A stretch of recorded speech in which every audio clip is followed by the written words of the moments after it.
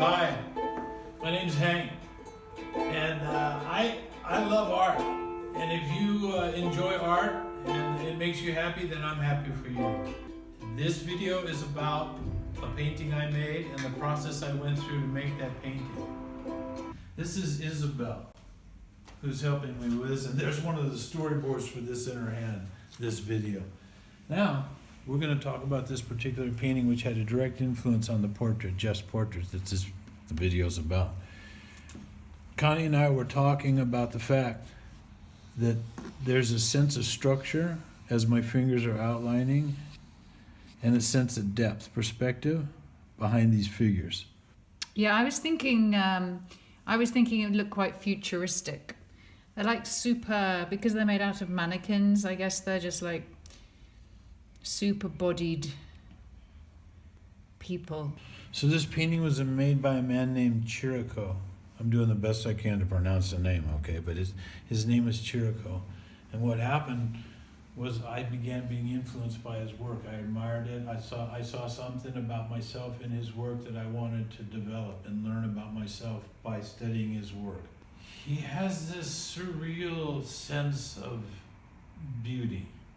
And he has this surreal sense, is a spirituality of being. He expresses it through the surrealism. And there's a fair amount of surrealism that's famous that I find, I'm sure it has a form of spirituality to it, but it's depressing. This man's work doesn't depress me. It invigorates me, and it invigorates my spiritual sensitivity and awareness. This video section is about the first portrait that I did of Jeff. Watercolor paint on watercolor paper. Dimensions, those are the dimensions.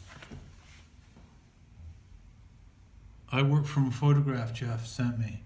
After I began working with the portrait of Jeff, I moved to a larger sheet of paper. I'll bring that in a little bit, but for right now, I want to talk about the elements that I studied.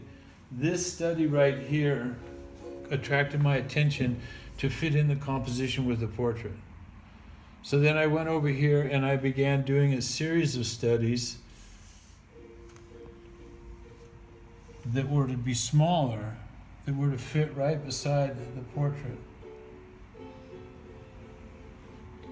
And then at this point I stopped, and the next one I did is in the portrait, which is what I'm going to bring out now. This is the larger composition.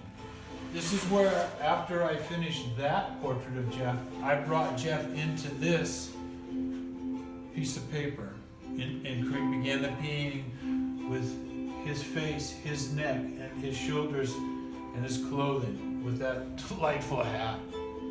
As you can see, I quickly moved to this study here that originated with some of these ideas that I had worked on.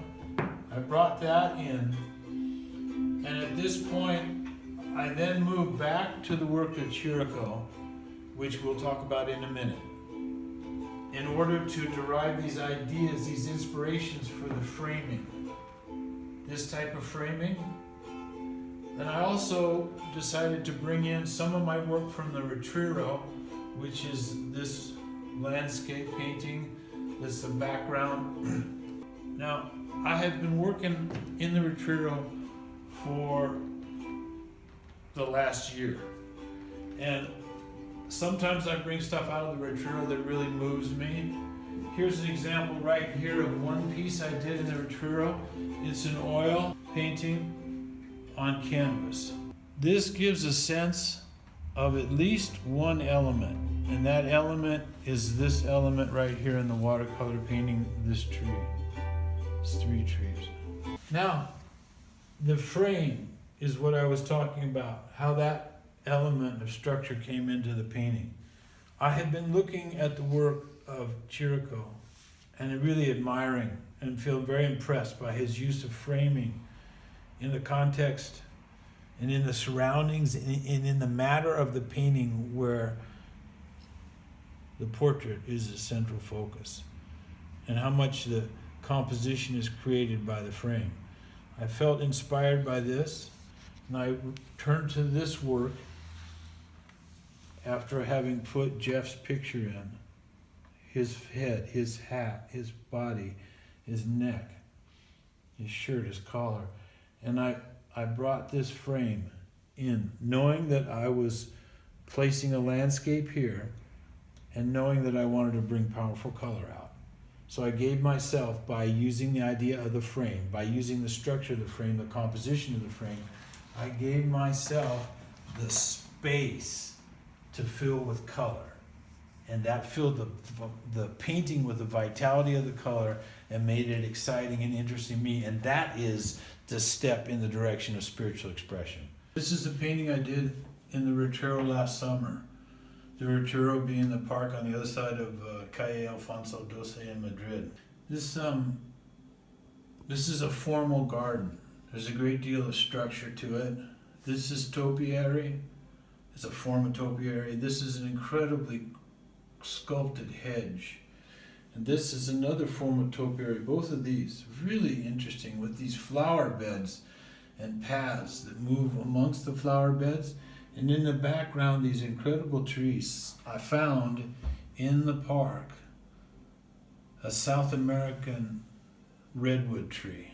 And I was with Patrick at the time, and I was like, wow, look at the nature of these little leaves, this is pine coniferous leaf structure. And I said, this looks like redwood. And we walked over and there was a sign, and Patrick looked at me and he said, yeah, it's a South American redwood. It's different than an North American.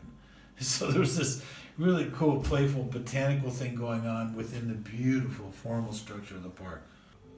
Another example of the painting I did last summer, this one has more of an architectural detail to it.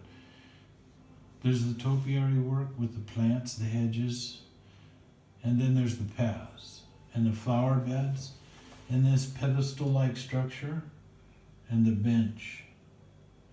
All these are elements inside the park that when I'm sitting there looking at the landscape and thinking of a composition, thinking of a way to bring something beautiful into the world as a result of being in the presence of something beautiful, I turn to these elements and bring them into the composition carefully, but more intuitively and more spiritually. There's not a lot of logical thought involved, even though it may look like it, and I might even figure out some way to talk about it that way. It wouldn't be true. The truth is, it happens intuitively. It's spiritually. It's an expression that doesn't come through my rational mind. It comes from my heart. Here I was able to capture more of the surrounding vegetation. When I say surrounding, I'm talking about surrounding the moving, flowing, more formal area of the garden. These trees, these Italian cypress, many of them sculpted different ways, many of them having different colors to their foliage. And then these other types of trees that are, I don't even remember what kind of trees they are, but here's certainly a conifer, here's a palm tree. I mean, the Retiro is full of plants from all over the world. This painting was really, I had a great feeling from this afterwards, and I'm having that same feeling now as I'm looking at it.